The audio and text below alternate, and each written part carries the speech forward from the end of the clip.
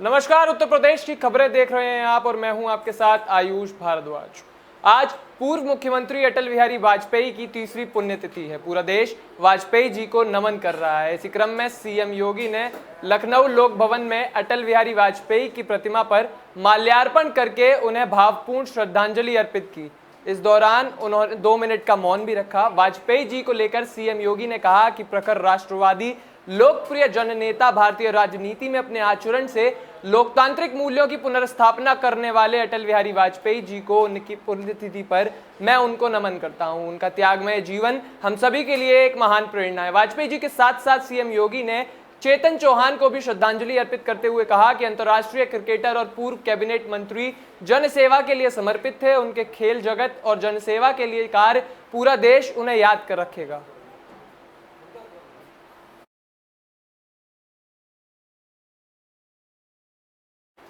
स्वतंत्रता दिवस के अवसर पर पूरे देश में जगह जगह पर ध्वजारोहण किया गया। साथ ही देश के शहीदों द्वारा दिए गए बलिदान को नमन करते हुए उन्हें भावपूर्ण श्रद्धांजलि भी दी गई। इसी कड़ी में कौशाम्बी के भरवारी में तिरंगा यात्रा निकाली गई। यात्रा से पहले यहां 150 फीट ऊंचे झंडे का पूजन कर ध्वजारोहण किया गया था। ये यात्रा चायल विधायक संजय गुप्ता की अगुवाई में निकाली गई। तिरंगा यात्रा भरवारी, चायल, मनौरी से गुजरते हुए सराय आकिल तक निकाली गई। इस यात्रा में सैकड़ों की संख्या में लोग 4 पहिया 2 पहिया वाहनों पर सवार होकर हाथों में तिरंगा लिए शामिल हुए। यही नहीं, इस यात्रा में स्कूल के छात्र छात्राएं भी शामिल हुए। जगह जगह इस यात्रा में तिरंगे का भव्य स्वागत किया गया। यात्रा में उप मुख्यमंत्री केशव प्रसाद मौर्य के बेटे योगेश मौर्य के साथ साथ बीजेपी जिला अध्यक्ष, जिला पंचायत अध्यक्ष और कई कार्यकर्ता मौजूद रहे।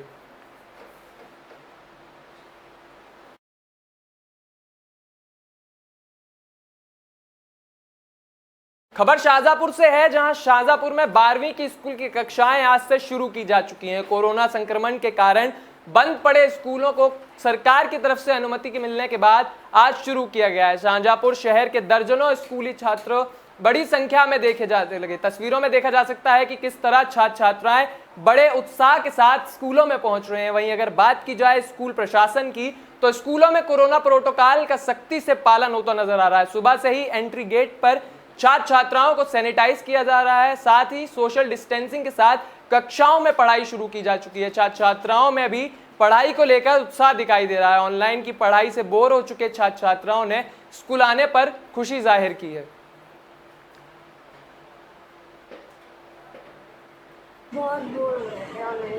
आज कितने मित्रों से मिली हैं और कितना एंजॉय मिला है? को खोला गया है ना, गवर्नमेंट के ऑर्डर पर। और ये 8 o'clock से 12 o'clock तक के लिए 4 घंटे के लिए एक शिफ्ट है। और दूसरा शिफ्ट यदि बच्चे अधिक हो जाते हैं तो सेकंड शिफ्ट में हमें जो है वो आपको 12:30 से लेकर के और 4:30 तक पढ़ाना। स्ट्रेंथ जो है हाफ जितने बच्चे हैं एक कमरे में, हम समझते हैं कि यदि 20 बच्चे हो जाएं तो दैट इज़ इनफ। प्रोटोकॉल है उसके अनुसार क्लास 9 to 12 आज से विद्यालय खुला है। और बच्चे जो को मास्क पहनना है और हैंड सैनिटाइज करके बच्चे अपने जो प्रोटोकॉल का पूरा अनुपालन करते हुए क्लास में बैठे हुए हैं। और वो हर चीज़ को, और हम लोग भी स्ट्रिक्टली जो राज्य सरकार के द्वारा निर्धारित नियम हैं उनका पूरी तरह से अनुपालन कर रहे हैं। आज कितने मित्रों से मिली हैं और के साथ हमारे संवाददाता शान हमारे साथ जुड़ चुके हैं। शान, लंबे अरसे के बाद स्कूल खुले हैं, छात्रों की कितनी उपस्थिति देखी गई आज? एंजॉय मिला है? शाहजहांपुर में जिस तरीके से आज जो छात्राओं में और छात्रों में जो उत्साह था वो केवल इस बात को लेके था कि मतलब आज हम पहले इतने काफी लंबे अरसे बाद जो है स्कूल पहुंच रहे हैं। और जो ऑनलाइन के जरिए जो पढ़ाई हो रही थी और जो लोग बच्चे जो है एक दूसरे से मिल नहीं पा रहे थे, व्हाट्सएप के जरिए ऑनलाइन के जरिए जो पढ़ाई कर रहे थे, खासतौर से तो एक ये उत्साह उनमें देखा गया कि आज जो वो पहुंचे हैं क्लासों में तो उन्हें अपने लोग, अपने दोस्त, यार दोस्त दिखाई दिए। तो एक कहीं ना कहीं एक उनमें खुशी का माहौल था। दूसरी बात ये है सर कि आज जो जिस तरीके से सरकार ने जो एक बड़ा फैसला लिया कि जो है इस लंबे अरसे के बाद स्कूल खोले गए, तो हाई स्कूल और इंटर 9th के बाद जो इंटर तक के जो स्कूल खोले गए, इसमें खास तौर पे ये देखा गया कि आज बच्चों में पहले दिन उत्साह तो दिखा मगर संख्या कम दिखाई दी। संख्या इसलिए कम दिखाई दी क्योंकि पूरी तरीके से बच्चे भी अभी नहीं समझ पा रहे थे कि हमको जाना है या कैसी स्थिति होएगी, क्या वहाँ पे भीड़ होएगी या नहीं होएगी, मतलब रस ना हो, और परिवार के लोग भी इसको लेकर कहीं ना कहीं बच रहे थे। तो आज जो है स्कूलों में और क्लासों में जो है वो कम लोग ही दिखाई दिए। शान, संख्या कम होने का जो एक मुख्य रीजन हम ले सकते हैं कि कोरोना का बच्चों में डर है, तो उस डर को खत्म करने के लिए स्कूल प्रशासन की ओर से क्या कुछ तैयारियां की गई थी? के द्वारा जो यहाँ पर कम से कम 450 स्कूल शाहजहांपुर जिले में है, मतलब प्राइवेट और सरकारी स्कूल मिलाकर, तो कहीं ना कहीं जो स्कूल थे उन्होंने अपनी ये पूरी तैयारी कर रखी थी। सैनिटाइजर है, थर्मल स्क्रीनिंग है, मतलब मास्क है। मास्क तो आप बगैर लगाए अंदर एंट्री नहीं ले सकते हैं। मास्क अनिवार्य रूप से जो है क्लासों में लगा के बैठने के ही निर्देश दिए गए। और प्लस जहाँ पर 40 बच्चे बैठा करते थे तो एक सीट पर अब एक ही एक बच्चा बैठा, जिसकी वजह से मतलब जो है दिक्कत ना आए। इसको लेकर फिलहाल स्कूल के जो प्रबंधक थे या सरकारी स्कूलों में कह लीजिए, कहीं ना कहीं इंतजाम में ठीक दिखाई दिए। जी, परिजनों से जब आपने बातचीत की तो उनका क्या कुछ कहना था स्कूल की खुलने को लेकर, वापस खुलने को लेकर? परिजनों का ये कहना है कि लगातार जो 1.5 साल का जो गैप रहा है, कहीं ना कहीं बच्चों को खुशी भी है और हमको भी सही ठीक लग रहा है, मगर जो डर है वो कहीं ना कहीं परिवार के लोगों में बना हुआ है। और जब आज उनको ये पता लगा कि एक सीट पे जब 2 शिफ्टों में स्कूल गया है, जैसे एक सुबह 8 बजे से 12 बजे तक और 12 बजे से 4 बजे तक का, तो वो कहीं ना कहीं तो उनको लगा कि हाँ बच्चा हमारा सेफ है, 2 शिफ्टों में बच्चे जाएंगे, तो अब कहीं ना कहीं एक उनको भी एक राहत के साथ मिले। जी, बहुत बहुत शुक्रिया शान आपका इस तमाम जानकारी के लिए। तो ये थे हमारे संवाददाता शान जो शाहजहांपुर से हमारे साथ जुड़े हुए थे। इनका साफ तौर पर ये कहना है कि कोरोना काल के बाद लंबे समय के बाद अब स्कूल खुले हैं सरकार की अनुमति से, जिसको लेकर स्कूल प्रशासन की ओर से पूरी तरह से तैयारी करी गई है, पूरी तरह से मुस्तैदी दिखाई जा रही है, मास्क सैनिटाइजर की व्यवस्था की गई है। लेकिन कहीं ना कहीं बच्चों में कोरोना का जो डर है वो अभी भी बना हुआ है, जिसकी वजह से बच्चों की संख्या कम देखने को मिली है। लेकिन वहीं दूसरी तरफ स्कूलों की तरफ से इसी डर को खत्म करने के लिए 2 शिफ्टों में भी क्लासें चलाई जा रही हैं, जो कि एक बहुत अच्छा कदम है। चलिए अगली खबर की तरफ चलते हैं, जहां फर्रुखाबाद से खबर आ रही है, जहां खुलेआम सरकार के फैसलों की धज्जियां उड़ाई जा रही हैं। कोरोना के तीसरी लहर के खतरे को देखते हुए सरकार ने कांवड़ यात्रा पर रोक लगा दी थी, लेकिन फर्रुखाबाद में लोग सरकार के फैसले का मजाक उड़ाते हुए पूरे जोर शोर के साथ कांवड़ यात्रा निकाल रहे हैं। मामला कोतवाली सदर क्षेत्र के पांचाल घाट का है, जहां कांवड़ यात्रा निकालकर खुलेआम पुलिस प्रशासन को चुनौती दी जा रही है। तस्वीरें साफ दर्शाती हैं कि सावन के आखिरी सोमवार पर किस तरह सरकारी आदेशों की धज्जियां उड़ाई जा रही हैं। यात्रा में बड़ी संख्या में कांवड़िया डीजे लेकर पुलिस चौकी के सामने से गुजर रहे हैं। वहीं पुलिस ने इन लोगों को रोकना भी मुनासिब नहीं समझा, जिसके चलते पुलिस पर भी एक बड़ा सवाल खड़ा हो रहा है। आप तस्वीरों में साफ तौर पर ये देख सकते हैं किस तरह से सरकारी आदेश के बावजूद भी ये कांवड़ यात्रा निकाली जा रही है। फर्रुखाबाद से ये तस्वीर हमारे सामने आ रही है, जो सरकारी गाइडलाइंस की धज्जियां उड़ रही हैं, कोरोना गाइडलाइंस की खुलेआम धज्जियां उड़ रही हैं। और सबसे अहम बात जो इस मामले में है वो ये कि पुलिस चौकी के सामने से ये पूरी कांवड़ यात्रा डीजे के चलाते साथ निकलती गई, लेकिन पुलिस वाले खड़े होकर मूक दर्शक बनकर बस ये सब कुछ देखते गए, जिसको लेकर सवाल भी अब पुलिस पर खड़ा होने लग गया है।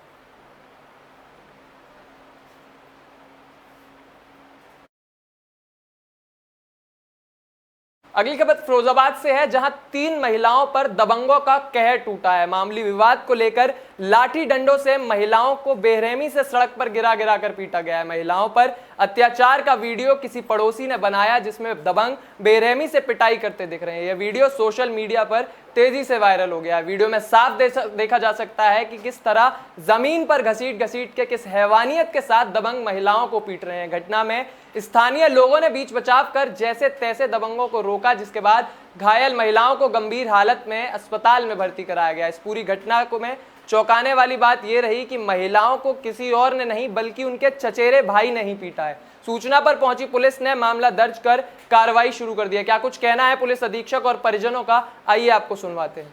हमारी ये तीनों बहनें, ये एक मेरी माँ है, एक दो मेरी ये बहनें हैं। ये ससुराल से यहाँ पे आ गई थी। ये झूठी शादी फोन पे बोल देता था, उनसे सुबह शराब पी के इसको मारता था। मैं अपने घर पे ले आया, इसने उन्होंने अपनी चाची से बोला कि क्यों मारता पीटता है, तो उनने इसको धमकी दी, धमकी दे के फिर इसको घेर के मारा है। हमारे हस्बैंड के पास फोन करके कहता है मेरा चाचा का लड़का है, तो 3 दिन की यहाँ नहीं, गायब है, 3 दिन की शुकाबाद हुई है। हमारे पड़ोसी ने किसी को पता कर लो, हम एक दिन नहीं शुकाबाद गए, एक ना एक रात गए, तो मतलब रिकॉर्डिंग करके मतलब वो सबको सुनाते। हमारे हस्बैंड के देख कर चाचा का लड़का बोलता है कि ऐसे।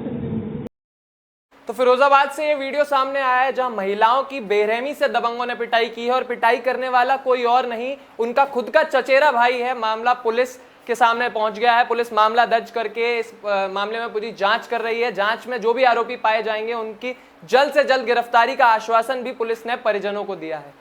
अगली खबर की तरफ बढ़ते हैं जो झांसी से है, जहां झांसी के तहसील मौठ में समथर कस्बा में बीती रात हॉट बाजार में अचानक आग लग गई। आग लगने से इलाके में अफरा तफरी मच गई। आग लगने से बाजार की लगभग 17 दुकानें खाक हो गईं। साथ ही साथ लाखों की कीमत का सामान भी जल गया है। घटना की सूचना पर पहुंची दमकल ने स्थानीय लोगों की मदद से आग पर काबू पाया। आग की खबर लगते ही उप जिलाधिकारी और पुलिस क्षेत्राधिकारी भी मौके पर पहुंच गए, जहां दुकानदारों ने उनसे आर्थिक मदद की गुहार लगाई। तो वहीं एक स्थानीय ने प्रशासन पर आरोप लगाते हुए कहा कि 10 बजे तक सब कुछ ठीक था, लेकिन कुछ देर बाद एक शख्स ने बाजार की 17 से ज्यादा दुकानों में आग लगा दी। चंद कदमों की दूरी पर पुलिस टीम मौजूद थी, लेकिन पुलिस टीम मूक दर्शक बनकर ये सब कुछ देखती रही। इस बारे में जब एसडीएम से बात की गई तो एसडीएम ने कहा कि मामले की जांच के लिए कमेटी गठित की जा रही है। जांच की जो भी रिपोर्ट आएगी उसके आधार पर अग्रिम कार्रवाई की जाएगी। जो भी लोग दोषी पाए जाएंगे उन सबके खिलाफ कठोर कार्रवाई की जाएगी।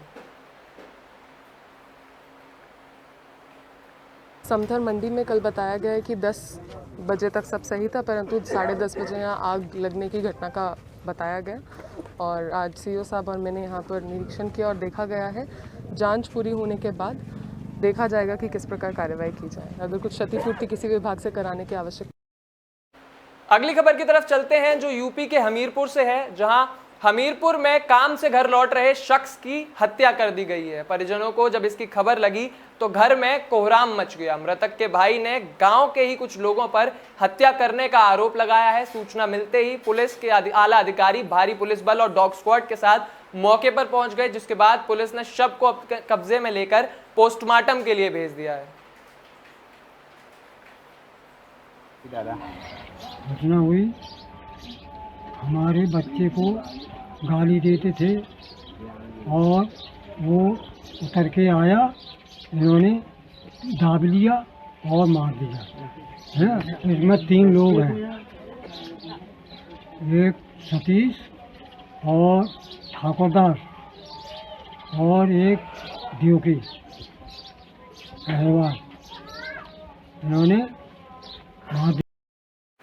अगली खबर यूपी के मथुरा से है, जहां मथुरा में एक बड़ी लूट का मामला सामने आया है। स्टेट बैंक के समीप व्यापारी से 1 करोड़ 5 लाख रुपए की लूट को दिन दहाड़े अंजाम दिया गया। आपको बता दें यह घटना आज सुबह की है, जब सुबह 10:30 बजे व्यापारी अपने घर से स्कूटी से सवार होकर 1 करोड़ 5 लाख रुपए बैग में रख के स्टेट बैंक में जमा करने आ रहे थे। तभी पहले से घात लगाए बैठे 2 मोटरसाइकिल सवार बदमाशों ने व्यापारी को घेर लिया और हथियारों के बल पर जबरदस्ती रुपयों की लूट कर ली। व्यापारी ने बदमाशों को दौड़ाकर पीछा भी किया, पर लेकिन बदमाश लूट कर भागने में सफल रहे। पुलिस मौके पर पहुंच घटना में की जांच में जुट गई है और सीसीटीवी फुटेज भी इलाके के हवाले जा रहे हैं। तो जहां मथुरा से दिन दहाड़े लूट की एक बड़ी घटना सामने आई है, जहां व्यापारी से 1 करोड़ रुपए की लूट की गई है। इस घटना पर पुलिस ने तुरंत संज्ञान लिया है और पुलिस मामले की जांच में जुट गई है। क्या कुछ कहना है पीड़ित का, आइए आपको सुनवाते हैं।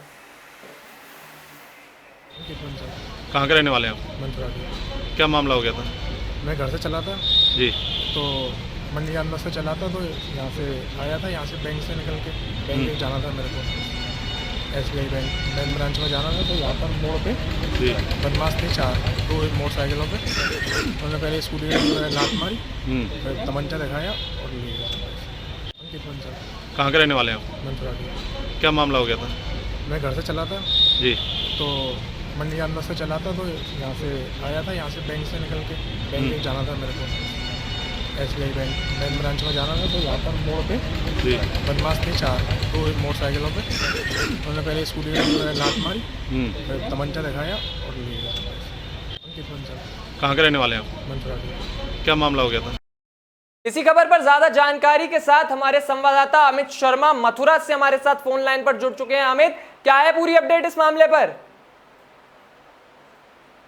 मैं आपको बता दूं, थाना कोतवाली चौकी बाग बहादुर स्टेट बैंक के समीप आज 1 करोड़ 5 लाख रुपए की लूट की घटना को अंजाम दिया गया। 2 बाइक सवार बदमाशों ने लूट की वारदात की घटना को अंजाम दिया। मैं आपको बता दूं, थाना कोतवाली के चौकी बाग बहादुर स्टेट बैंक के समीप करीब 1 करोड़ 5 लाख रुपए की लूट हुई, जहाँ पे पुलिस जुटी हुई। आज सोमवार सुबह 10:30 पर गैस गोदाम बुलियान व्यापारी अंकित बंसल पुत्र अजय बंसल सोमवार की सुबह 10:30 बजे अपने घर से स्कूटी पर सवार होकर 1 करोड़ 5 लाख रुपए लेकर स्टेट बैंक में जमा कराने के लिए जा रहा था। 2 मोटरसाइकिल सवार बदमाशों ने तभी आकर अचानक उसकी स्कूटी को लात मार के घेर दिया और तमंचे की नोक से मतलब जो नोटों से भरा हुआ बैग था उससे लूट कर फरार हो गए। जी अमित, इतना बड़ी लूट जो है वो दिन दहाड़े हुई है मथुरा शहर में, पुलिस का क्या कुछ कहना है इस मामले पर? तो एक बड़ी दुस्साहसिक मतलब ये घटना है। पुलिस को साफ चुनौती दी गई है बदमाशों द्वारा जो है, और CCTV फुटेज पुलिस जो है खंगाल रही है। पुलिस से इस मुद्दे पर हमने बात की तो पुलिस का साफ SSP मथुरा का ये कहना है, गौरव ग्रोवर का, कि बोले कि हमने जो है स्कॉट टीम को लगाया है, SOG टीम को लगाया हुआ है और LIU फोर्स लगी हुई है।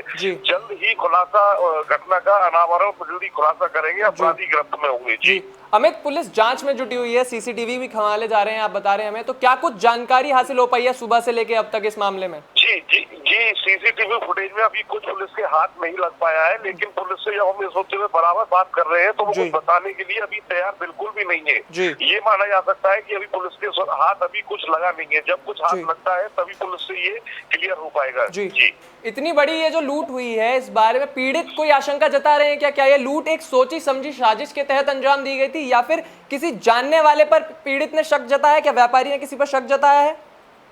जी पीड़ित भी अभी जो बंसल है, अंकित बंसल, उनसे भी जब बात हुई तो वो भी कुछ कहने में असमर्थ रहे, घबराहट से वो कुछ बोल नहीं पाए। और उनका साफ ये कहना है कि क्योंकि घनी आबादी वाला क्षेत्र है बाग बहादुर, तो वही चौकी बाग बहादुर है, सबसे पहले जैसे ही घटना अंकित बंसल के साथ में हुई तो वहाँ बताया जा रहा है बड़ी स्टेट बैंक शाखा है, वहाँ जो 1 करोड़ 5 लाख रुपए जमा कराने के लिए जा रहे थे, क्योंकि वहाँ काफी ट्रैफिक लगा हुआ था। उस ट्रैफिक के चलते उन्होंने एक गली बराबर से चौकी बाग बहादुर के सामने से वहाँ से जाना उन्होंने मुनासिब समझा। उस गली के अंदर जैसे ही उन्होंने एंटर किया है तभी उसी समय 2 मोटरसाइकिल पर 4 मतलब ये बदमाश जो है मुंह पे मास्क लगाए हुए उनकी स्कूटी में लात मारी और उनको लात मार के उनसे थैले को जो नोटों से भरा बैग था उसे छीन लिया और सीधे फरार हो गए। ये ट्रैफिक के चलते ये सारी घटना हुई। पुलिस मौके की तलाश में जांच में जुटी हुई है और जगह जगह दबिश दी रही है। जिस तरह का घटनाक्रम हमारे संवाददाता हमें बता रहे थे उसके आधार पर हम ये साफ तौर पर कह सकते हैं कि इस घटना में साजिश के तहत अंजाम दिया गया है। बहुत बहुत शुक्रिया अमित आपका इस तमाम जानकारी के लिए।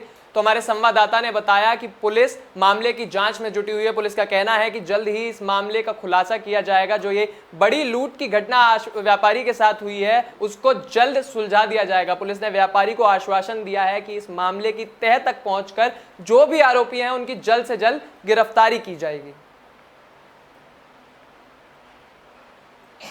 अगली खबर की तरफ बढ़ते हैं, जहां पूर्व प्रधानमंत्री अटल बिहारी वाजपेयी की आज तीसरी पुण्यतिथि है। पूरा देश वाजपेयी जी को नमन कर रहा है। इसी के चलते आज लालजी टंडन फाउंडेशन ने अटल बिहारी वाजपेयी की तीसरी पुण्यतिथि पर कार्यक्रम किया है। इस दौरान कार्यक्रम में मौजूद सभी कार्यकर्ताओं ने अटल बिहारी वाजपेयी जी की प्रतिमा पर माल्यार्पण करके उन्हें भावपूर्ण श्रद्धांजलि अर्पित की और 2 मिनट का मौन रखकर उनके लिए प्रार्थना की। कार्यक्रम में नगर विकास मंत्री आशुतोष टंडन के साथ मंत्री मोहसिन रजा सहित कई पार्टी नेता मौजूद रहे। क्या कुछ कहना था नगर विकास मंत्री जी का, आइए आपको सुनवाते हैं। अटल जी का लखनऊ का बहुत अटूट नाता था।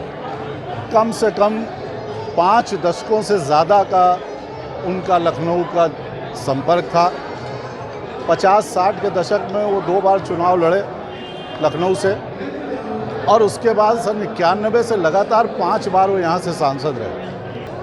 हमारे कार्यकर्ता अपने आप को अटल जी से बहुत निकट पाते थे और अटल जी का ऐसा चुंबकीय व्यक्तित्व था कि जो एक बार उनसे मिल लिया वो उनका हो गया। आज वो हमारे बीच नहीं है। तीसरी पुण्यतिथि है।